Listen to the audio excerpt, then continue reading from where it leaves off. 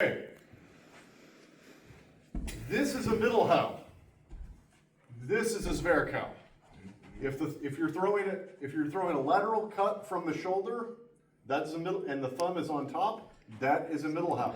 If you were throwing a cut from the shoulder or from the flat here, and you are cutting with the short edge, and your thumb is underneath, so you're cutting in almost an ox-like position at the high line with the guard raised and the point trailing, point hanging, that is a Zwerchau.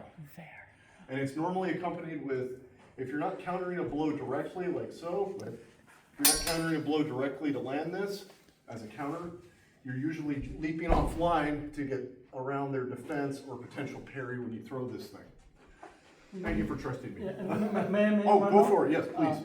If you are accidentally throwing these, like Paul for example, just remember, it needs to be high enough to where that's just uncomfortable, which means that's your tip to turn over the hand. Yeah, because that's just uncomfortable. The other thing I want to mention about the middle how compared to the Zwerchau, Zwerchau can protect your hands once it gets out to here and you do that transition, it protects your hands. Middle how, when you launch that thing, now I'm safe. Zwerchau.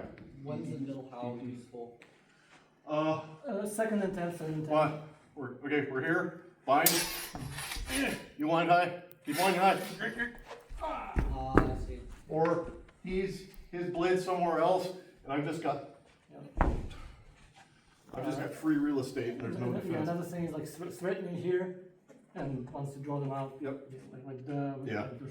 Draw high, go underneath. Yeah. It's changing through. Okay, so that was the easy one, and we will work more with these as we go on. Okay, so the next, so just general principle. When it comes to the Zwei hangers, or the two hangers, so we've got Flug and we've got Ox. So anytime you're dealing with those, what's the number one thing you've got to worry about or deal with? Go ahead and get one of the hangers. What's the biggest thing I got to worry about? Getting that point out of the way. So if I come in here and I saw a few people doing this, I'm not naming names, but I saw a few people come in and do their strokes, and they got in, and that point did not deviate. So what we would have ended up there with is... Each will do. Yeah. And this is why the greatest swordsman does not fear the second greatest. No, they're afraid of the guys that don't know what they're doing, because they do weird stuff. And Same they thing both here. die. If I'm coming to here and I'm doing this, that's not going to end well for me. If I don't move offline when I throw this, and I don't displace that point when I do my follow-up, I'm going to be in a lot of trouble. You can go to the inside. It's tricky because, as you'll see here, when I move, he can track me with that point, and so there's that likelihood that when he sees me throwing this blow and I do that leap, he could anticipate my action and thrust out as I'm coming in before I even make contact with his blade and end my day, which is why I'm a bigger fan of going to the outside. And you can either do that from the left shoulder, in which case I'm kind of telegraphing my intentions, or you can do it from the right and just use your short edge and come in that way. So all I'm doing on that one is it comes off the shoulder, and I'm basically just doing the crump in the other direction. Instead of coming this way, I'm going this way. I'm a big fan of learning to throw any blow from any position, no matter how awkward it is, because I think it's really useful to do. What can I do from here? And it's usually something somebody doesn't expect. So the way that I'm just going to do a cross step, throw that in, I've displaced his point, and then I'm just winding over, catching my cross guard, and I've got the point on him.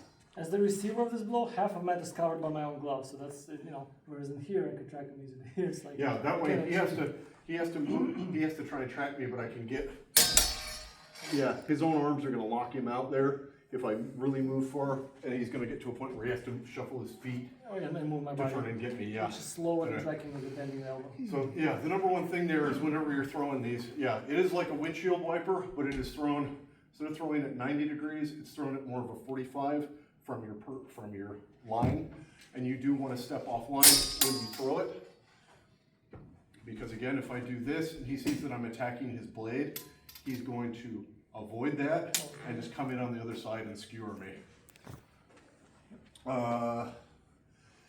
Everybody did pretty good on the shield house from what I was seeing, aside from a couple times not displacing the point. But what you really want to see there is it's not a long edge cut. You're transitioning over to the short edge, and it's coming straight in, it's not coming around. So you're gonna come in, displace as best you can, even if it's just a little bit, I'm still able to get my blade in there and stop him. Any questions on that?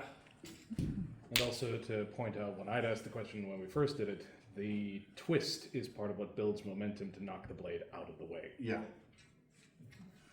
All right, any questions on that so far? Everybody's shuttle house were pretty good. It's pretty Brainless. whack. Yeah, yeah, it's a high extended overhead blow at the top of the head. Not much going on there. It's just afterward, just remember to, once you get here, try and drop that point in and get them in the face. All right, we will do this drill again. I'd like to move on to